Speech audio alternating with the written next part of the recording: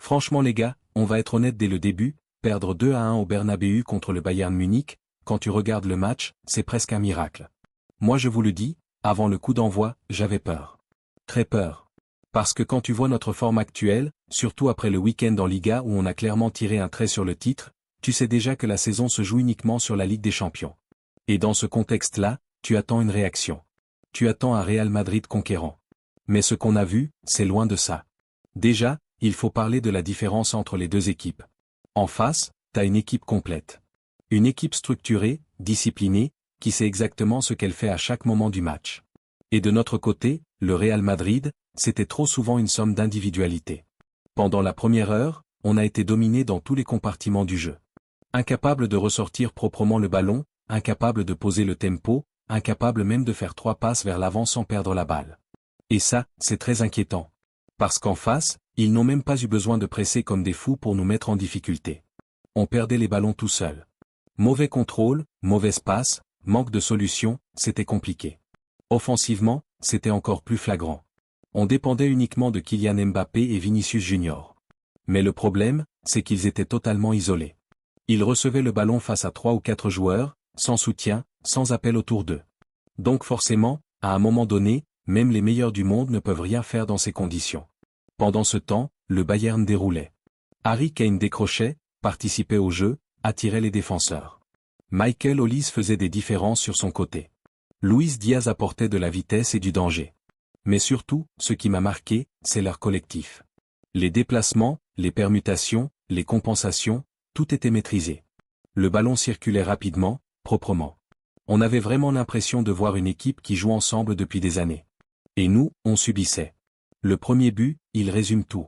Mauvais alignement défensif, manque de concentration, et en quelques passes, toute la défense est éliminée. À ce niveau-là, c'est une erreur qui ne pardonne pas. Et honnêtement, on aurait pu en prendre beaucoup plus. Le Bayern a eu des occasions énormes. Ils ont trouvé des espaces partout. Ils ont souvent été en situation de supériorité numérique dans nos 30 mètres. Et malgré ça, ils n'ont mis que 2 buts.